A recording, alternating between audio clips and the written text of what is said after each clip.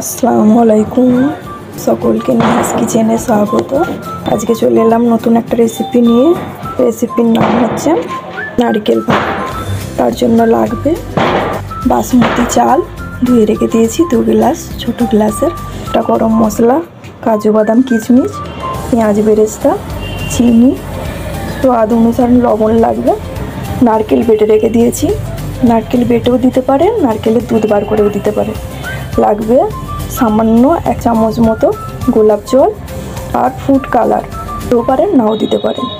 চলুন আবার রান্নাটা এবার আরম্ভ করি। এই তেলে পেঁয়াজ বেরেস্তা করে রেখেছি, ওই তেলে দেবো 1 চামচ ঘি। এটা গরম হয়ে গেলে এর মধ্যে দেবো ধুয়ে রাখা বাসমতি চাল। চালটা দিয়ে একটু ভালোভাবে ভেজে নিতে হবে। চালটা ভালোভাবে ভেজে নিয়েছি, এবার দিয়ে দেবো নারকেল বাটাটা। আপনারা দুধ বার করে নিয়েও করতে পারেন, আমি আজকে একটু অন্যরকমভাবে করছি। নারকেল বাটাটা দিয়ে দিয়েছি, দিয়ে একটু নেড়ে নিতে হবে। জল দিয়ে দেবো পরিমাণ মতো। এই গ্লাসে 2 গ্লাস চাল নিয়েছি, এর পরিমাণ মতো 4 গ্লাস ঝুঁকিয়ে দিতে হবে। জলটা দিয়ে দিই, পরিমাণ মতো জল দিয়ে দিয়েছি।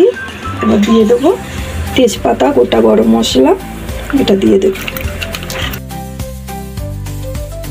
খুব সহজেই দেখুন হয়ে যাবে, খালি জলটা পরিমাণ মতো দিতে হবে, না হলে কিন্তু ভাত জড়িয়ে যাবে। এবার দিয়ে দেবো পরিমাণ মতো নুন, পরিমাণ মতো নুন দিয়ে দিলাম। ঢাকা দিয়ে দেবো, হয়ে আসবে ভাতটা।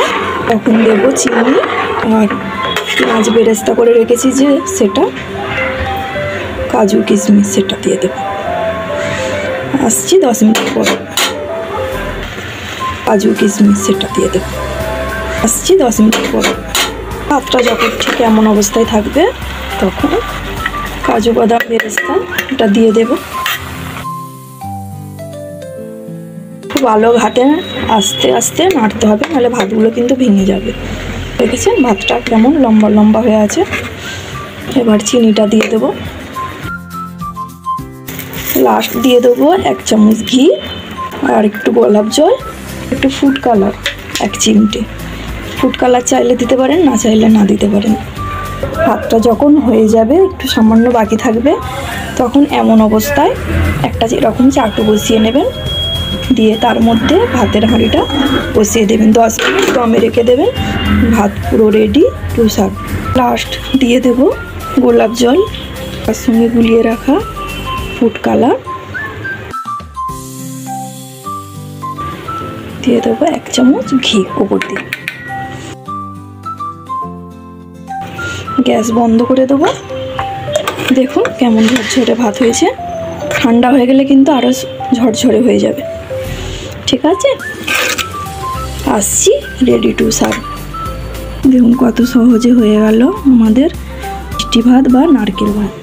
আপনারাও এরকমভাবে বানিয়ে নিতে পারেন বাড়িতে খুব সহজে নারকেল ভাত। দেখুন ভাতগুলো কত ঝরঝরে হয়েছে, লম্বা লম্বা। আজকের মতন বাই বাই, আল্লাহ হাফিজ।